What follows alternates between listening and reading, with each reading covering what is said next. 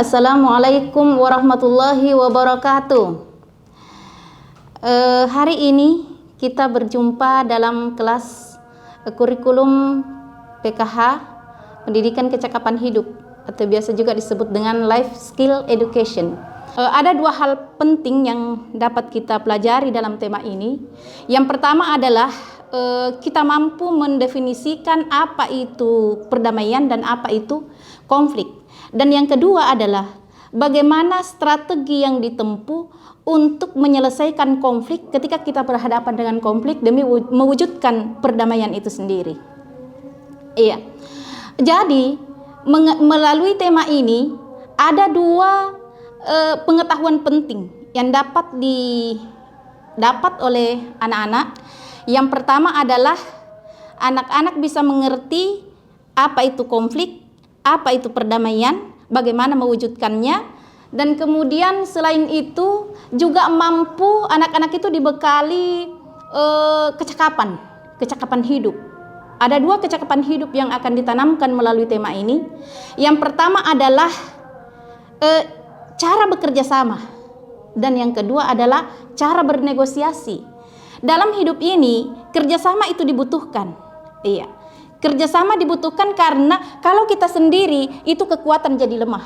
Tapi semakin kita banyak bersatu dalam sebuah kelompok, satu tujuan, bercita-cita mewujudkan perdamaian, maka itu jauh lebih mudah terwujud.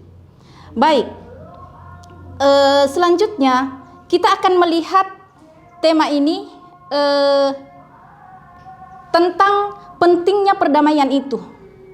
Bahwa dalam kehidupan ini perdamaian itu kebutuhan bersama. Kita butuh yang namanya perdamaian. Bahkan Islam diturunkan ke muka bumi ini untuk mewujudkan perdamaian, yang dalam bahasa Al-Quran disebut dengan rahmatan lil alamin. Rahmatan lil alamin itu adalah mewujudkan perdamaian, mewujudkan rahmat bagi seluruh alam semesta. Untuk mewujudkan rahmat itu, di dalamnya harus ada cinta, di dalamnya harus ada kasih, di dalamnya harus ada sayang.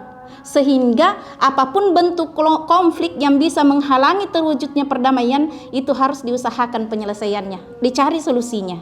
Bukan berarti dihindari, karena dalam hidup ini kita tidak bisa menghindar dari yang namanya problematika hidup atau yang disebut dengan konflik. Iya. Jadi konflik itu adalah sesuatu yang tidak kita senangi. Konflik itu adalah sesuatu yang bisa menghalangi terwujudnya ketenangan. Konflik itu adalah sesuatu yang mencederai persatuan. Iya. Lawan dari konflik adalah perdamaian. Jadi untuk terwujud perdamaian, kita harus berusaha mencari solusi-solusi efektif agar supaya yang namanya konflik itu bisa terselesaikan dengan baik. Nah, dalam Al-Quran juga, Quran surah Al-Hujurat, di situ dijelaskan bahwa innamal mu'minuna ikhwatun fa aslihu baina akhawaykum. Sesungguhnya kita ini sesama manusia, khususnya sesama muslim, adalah bersaudara. Karena itu, jadilah pendamai bagi saudara-saudara kita yang bertikai. Iya. Jadi, ketika kita menemukan konflik, maka kita harus mencari jalan tengah. Bagaimana caranya agar supaya damai itu bisa terwujud. Iya. Kemudian kita juga harus pahami bahwa yang namanya konflik itu adalah hal yang biasa. Jadi jangan kita stres, jangan sampai kita depresi, jangan sampai kita sulit tidur gara-gara ada masalah. Ingat, semua masalah ada solusinya. Semua masalah ada jalan keluarnya. Tidak ada yang susah kalau kita mau menyelesaikannya. Nah, karena itu di dalam tema ini dijelaskan kepada kita ada beberapa strategi-strategi dalam mewujudkan perdamaian dan menghilangkan konflik itu sendiri, menyelesaikan konflik yang terjadi. Karena konflik ini bisa terjadi pada diri pribadi, bisa terjadi pada sebuah lingkungan keluarga, cekcok antara suami istri, cekcok antara ayah dan anak, orang tua dengan anak, saudara dengan saudara. Bisa juga cekcok terjadi, konflik terjadi dalam sebuah organisasi, di sebuah lembaga, bahkan dalam sebuah konteks kenegaraan yang lebih luas. Iya. Itu banyak sekali jenis-jenis konflik, dan tempat terjadinya ini konflik bisa di mana saja, kapan saja. Nah, karena itu kita harus mampu menyelesaikan konflik ketika kita menghadapi konflik itu, baik konflik internal maupun konflik eksternal. Nah, di dalam tema ini ada 6 tawaran solusi di dalam menyelesaikan konflik. Yang pertama disebut dengan agresi. Agresi ini biasa juga disebut dengan si macan. Ya, bagaimana macan itu? Sifatnya macan itu adalah terlalu berani. Iya. Nah, konsekuensinya orang yang mampu menyelesaikan masalah itu adalah dengan cara memperlihatkan power, memperlihatkan kekuatan untuk menekan lawan. Menekan lawan sehingga lawan jadi takut. Biasanya orang-orang seperti ini dia marah-marah, dia kemudian menghina, melakukan pressure, penekanan, atau sampai manipulasi. Ya, tetapi mungkin bisa menghentikan konflik untuk sementara, tetapi tidak menutup kemungkinan akan muncul konflik-konflik berikutnya sehingga tidak terselesaikan. Jadi tipe seperti ini walaupun sepintas bisa menyelesaikan masalah, tetapi ada solusi lain yang lebih baik. Nah, lalu kemudian yang kedua ada namanya solusi kompromi.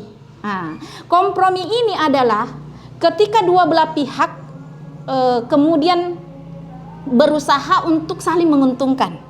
Jadi pihak yang berselisih ini, kiri dan kanan ini, kiri sedikit melunak agar memberi manfaat ke kanan, ini juga orang sebelah kanan ini melunak memberi sedikit manfaat kepada kiri, sehingga terjadi win-win solution. Ya, saling menguntungkan. Nah, itu namanya solusi kompromi. Ini agaknya lebih bagus daripada tipe yang pertama tadi. Iya, karena kalau tadi yang agresi itu ketika musuh dianggap lemah, tapi ternyata kemudian dia bisa melakukan hal yang lebih agresif daripada kita, kita mungkin nanti menjadi tertekan, akhirnya menjadi sumber penyakit berbahaya. Nah itu, jadi yang kedua ini jauh lebih bagus karena dia sifatnya kompromi. Yang ketiga, ada juga itu adalah solusi menyelesaikan konflik adalah submisi. Bagaimana submisi itu adalah ketika seseorang sudah menyerah. Jadi apa gunanya saya melawan daripada lama perdebatan, lama terjadi konflik, sulit tidur, depresi, kasih saja yang diinginkan. Itu. Jadi itu patuh, sistem patuh menyerah. Sehingga orang yang mengalah ini diam, sementara yang tadi ini pihak yang satunya dia akan melaksanakan apa yang menjadi misinya tanpa ada kendala, tanpa ada hambatan, sehingga dengan sendirinya terjadi perdamaian. Walaupun mungkin hanya menguntungkan satu sisi yang lain kurang diuntungkan. Iya. Merasa terpaksa untuk diam karena tidak mau konflik lebih berkelanjutan. Nah, ini juga ada kurang adilnya. Ya, ada sisi kurang adilnya karena cenderung menguntungkan satu pihak sementara pihak yang lain merasa dianaktirikan, merasa tidak dimaksimalkan dia punya keinginan. Lalu kemudian selanjutnya ada juga menghindari konflik dengan cara menunda. Biar begitu dulu. Pada akhirnya nanti akan selesai dengan sendirinya. Biarlah waktu yang akan merubah segalanya. Itu. Jadi orang yang seperti itu tipe keempat, menghindari konflik dengan cara menunda. Ya, bukan berarti melupakan, ya tetap, tapi dia berharap mungkin melalui doa, mungkin juga berharap bahwa akan ada orang sang juru penyelamat untuk menyelesaikan konflik ini. Ya paling tidak bisa meredamlah supaya tidak terjadi adu jotos, tidak terjadi saling membuli lebih jauh sehingga dampaknya akan merugikan kita semua. Lalu kemudian solusi yang kelima. Jadi ini yang kelima ini juga bagus, ya. Itu adalah menyerahkan kepada otoritas tertentu. Misalnya, kita sama-sama bawahan, sama-sama misalnya siswa berkelahi, berantem. Kita sulit menyelesaikan karena level kita sama, status kita sama. Iya. Karena itu, kita kemudian menghadirkan wali kelas, menghadirkan kepala sekolah untuk menyelesaikan konflik kita. Minimal ketua OSIS, ya. Nanti ketua OSIS yang memfasilitasi, lalu kemudian ke wali kelas atau ke guru BK, sehingga nanti kita temukan perdamaian melalui itu tadi, melibatkan yang memiliki otoritas di tempat terjadinya konflik itu.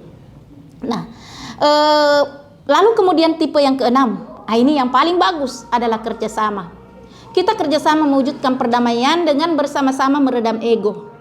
Karena buat apa kita ngotot? Toh akhirnya kita rugi semua. Iya. Jadi yang menang jadi arang, yang kalah jadi abu. Tidak ada yang beruntung kalau kita nekat, ngotot untuk mau saling memperebutkan bahwa kitalah yang terdepan, kitalah yang paling pemenang. Jadi kita harus membiasakan anak-anakku semua ini bahwa hidup ini tidak harus selalu berkompetisi. Jadi yang namanya berkompetisi itu berlomba untuk menjadi yang terdepan, berlomba untuk menjadi yang terhebat, yang tertinggi. Iya, terkadang hidup ini tidak harus berlomba, tetapi berkolaborasi, tapi bekerja sama.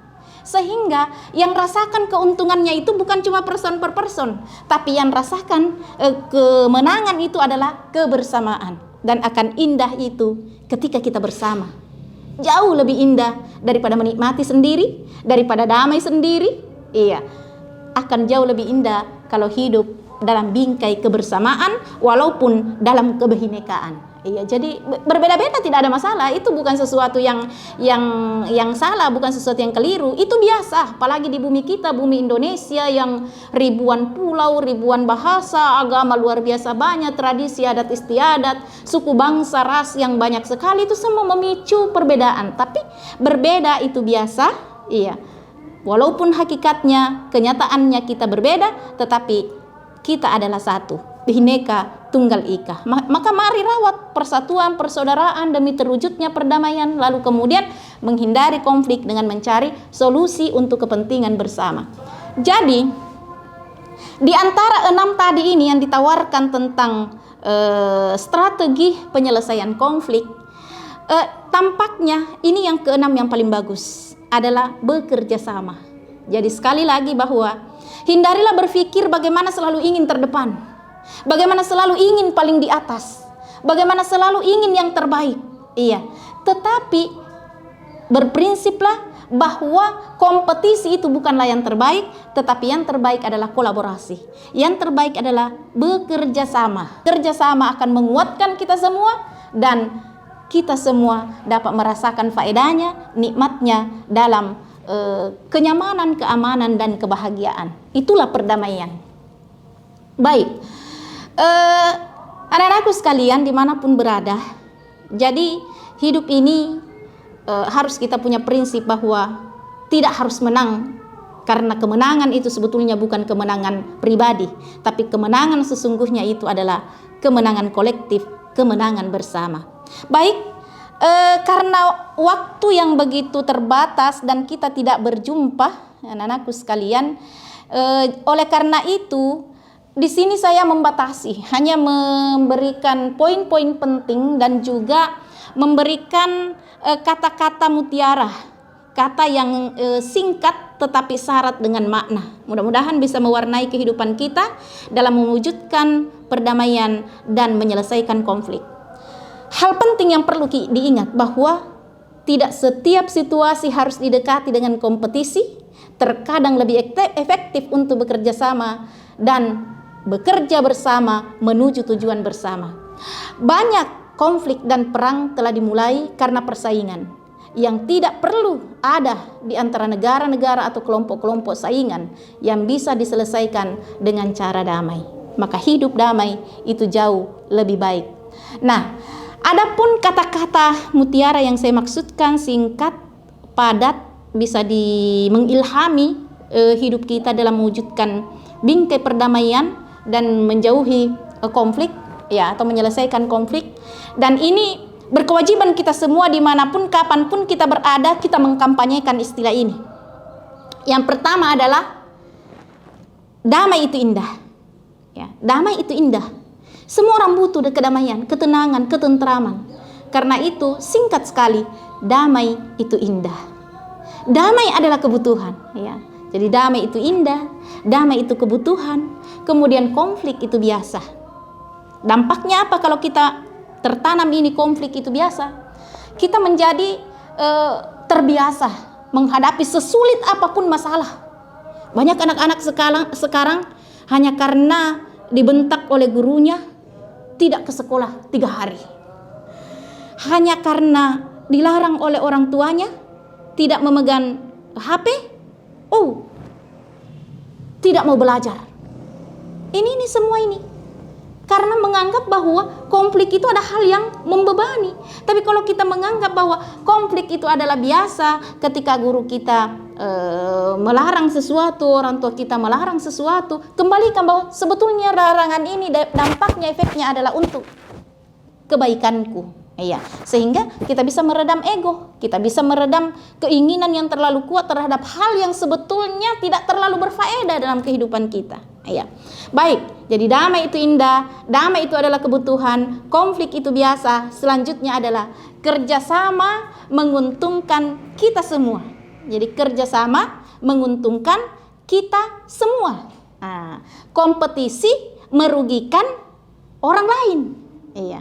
Kompetisi merugikan orang lain, kerjasama menguntungkan kita semua. Lalu kemudian terakhir adalah negosiasi adalah solusi sebuah konflik. Negosiasi adalah solusi setiap konflik. Nah, kata-kata seperti ini kita tulis di papan tulis, kita tulis di kamar-kamar, di kamar kita, di ruang-ruang yang mudah dilihat, atau sesekali kita kirimkan emoji kepada teman. Nah, kirimkan emoji perdamaian. Lalu kemudian selanjutnya ini lambat laun akan menjadi terbiasa bahwa perdamaian memang benar-benar satu hal yang sangat urgent untuk kita butuhkan dalam hidup ini. Tidak bisa kita tidak berusaha mewujudkannya. Dan kendala terbesar dalam mewujudkan perdamaian itu adalah konflik. Dan konflik adalah biasa, ingat, konflik adalah biasa. Konflik hanya perlu dicari solusinya agar bisa menciptakan damai untuk semua. Saya kira demikian pertemuan kita terkait tema ke-17 ini, perdamaian dan konflik. Mudah-mudahan kita semua bisa menjadi agen-agen perubahan dalam mewujudkan konflik, agen-agen perubahan di dalam mencari solusi, menyelesaikan segala macam konflik, baik secara internal pribadi maupun secara eksternal terkait dengan orang lain. Demikian, terima kasih, sampai ketemu. Assalamualaikum warahmatullahi wabarakatuh.